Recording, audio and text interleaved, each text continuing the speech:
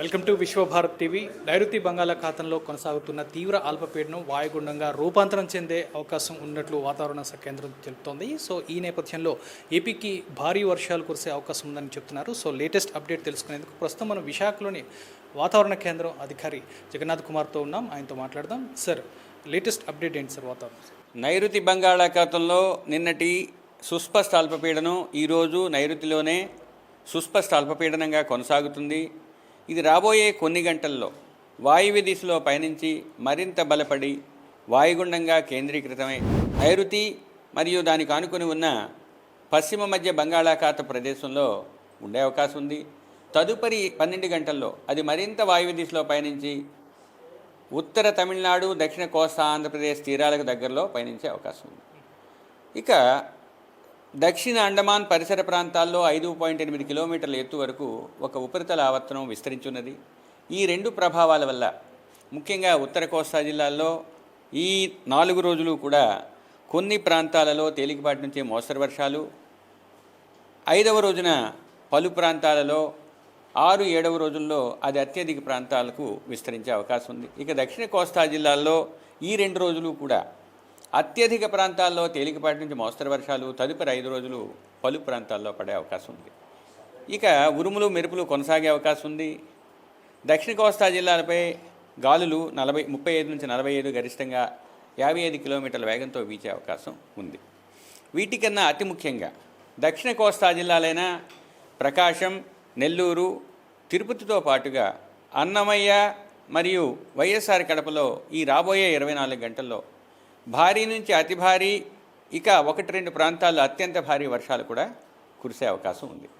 ఇక దక్షిణ కోస్తా జిల్లా అయిన బాపట్లతో పాటుగా రాయలసీమ జిల్లా అయిన చిత్తూరు, అనంతపూర్, శ్రీ సత్యసాయి, నంద్యాల జిల్లాల్లో 1-2 చోట్ల భారీ నుంచి అతి భారీ వర్షానికి ఆస్కారం ఉంది. పల్నాడు, కర్నూలులో 1-2 చోట్ల భారీ వర్షానికి ఈ రాబోయే 24 గంటల్లో ఆస్కారం ఉంది. ఇక రేపటికి వచ్చినట్లయితే నెల్లూరుతో పాటుగా తిరుపతి జిల్లాలో 1-2 చోట్ల భారీ నుంచి అతి భారీ, ఇక ప్రకాశంతో పాటుగా వైఎస్ఆర్ కడప, అన్నమయ్య, చిత్తూరు, అనంతపురము, శ్రీ సత్యసాయి జిల్లాల్లోని 1-2 చోట్ల భారీ వర్షానికి ఆస్కారం ఉంది. వీటితో పాటుగా కోస్తా తీరం వెంబడి, తీరం ఆవల, ముఖ్యంగా దక్షిణ కోస్తా తీరం వెంబడి, తీరం ఆవల ఈరోజు 40 నుంచి 50, గరిష్టంగా 60 కిలోమీటర్ల వేగంతో గాలులు ప్రజెంట్ వీస్తున్నాయి, ఎదురుగాళ్ళు. రాబోయే కొన్ని గంటల్లో అది మరింత తీవ్రమై 45 నుంచి 55, గరిష్టంగా 65 కిలోమీటర్ల వరకు కొనసాగే అవకాశం ఉంది. ఆ క్రమేపీ పెరిగిన గాళ్ళు రేపటి వరకు కొనసాగే అవకాశం ఉంది. ఇక 3వ రోజు నుంచి 5వ రోజు వరకు 35 నుంచి 45, గరిష్టంగా 55 కిలోమీటర్ల వేగంతో వీచే గాలులు దక్షిణ కోస్తా జిల్లాలతో పాటు దానికి ఆనుకుని ఉన్న ఉత్తర కోస్తా జిల్లాల తీరం వెంబడి, తీరం ఆవల కూడా అటువంటి పరిస్థితి ఉన్నందువల్ల ఈ 5 రోజులు కూడా మత్స్యకారులు వేటకు వెళ్ళవద్దని హెచ్చరికలు జారీ చేయడం జరిగింది. ఇక దక్షిణ కోస్తా జిల్లాల తీరం వెంబడి ఉన్న ఓడరేవులైన మచిలీపట్నం, నిజాంపట్నం, కృష్ణపట్నం ఓడరేవుల్లో 3వ నంబర్ ప్రమాద హెచ్చరికని ఎగురవేయడంతో పాటు ఓడరేవులో కూడా ఇన్ఫర్మేటరీ మెసేజ్ పంపించడం జరిగింది. అంటే ఈ దక్షిణ కోస్తా జిల్లాల్లో ఉన్న ఓడరేవులు కొంచెం అప్రమత్తంగా ఉండాల్సిన అవసరం ఉంది, ఎందుకంటే ఈదురుగాల్లో కొనసాగే అవకాశం ఉంది. సార్, ఇప్పుడు నైరుతి ఋతుపవనాలు నిష్క్రమించాయి, ఈశాన్య ఋతుపవనాలు ఎంట్రీ అయ్యాయి. సో ఈ ఋతుపవనాలు అంటే నైరుతి ఋతుపవనాలు చూసుకుంటే చాలా ఆసక్తికర రీతిలోనే వర్షపాతం అయితే నమోదైంది. ఈశాన్య ఋతుపవనాల ప్రభావం ఏ విధంగా ఉండబోతుందని అనుకుంటున్నాను? ఒకటి, నైరుతి ఋతుపవనాలు దేశం అంతటికీ వర్షాన్ని ఇచ్చే ఋతుపవనాలు. అవి 70 నుంచి 75% వర్షాన్ని మనకిస్తాయి. సంవత్సరంలో ఉండే వార్షిక వర్షపాతంలో 75% వరకు అతి గరిష్టంగా, లేదా 70% వరకు వర్షాన్ని ఇస్తాయి. అదే నైరుతి ఋతుపవనాల నుంచి ఈశాన్య ఋతుపవనాలకి వచ్చే స్థితిని తిరోగమన ఋతుపవనాలు అంటారు. ఈ స్థితిలో 5 సబ్ డివిజన్స్ మేము చెప్పుకుంటాం.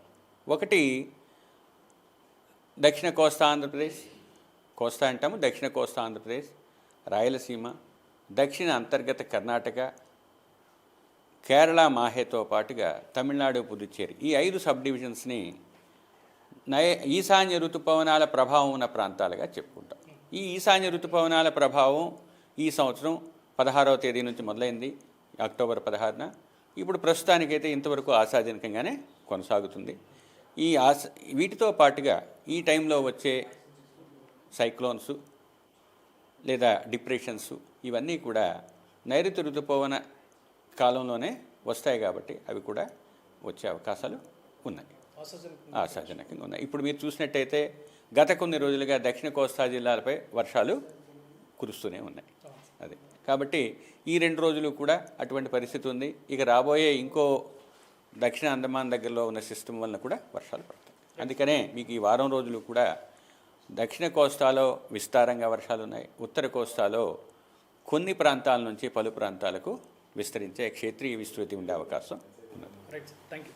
సో ఇది పరిస్థితి. అంటే ఇప్పుడు ఏదైతే తీవ్ర అల్పపీడనం కొనసాగుతుందో అది మరికొన్ని గంటల్లో వాయుగుండంగా మారే అవకాశం ఉందని, ఈ నేపథ్యంలో దాదాపు 5-6 రోజుల పాటు ఏపీ వ్యాప్తంగా కొన్ని చోట్ల భారీ వర్షాలు కూడా నమోదయ్యే అవకాశం ఉందని వాతావరణ కేంద్రం అధికారులు చెబుతున్నారు. అదేవిధంగా నైరుతి ఋతుపవనాల ప్రభావంతో ఆశాజనకంగా ఉన్న వర్షపాతం ఈశాన్య ఋతుపవనాల ప్రభావం కూడా అంతే రీతిలో ఉండబోతుందని ఆశాభావం వ్యక్తం చేస్తున్నారు.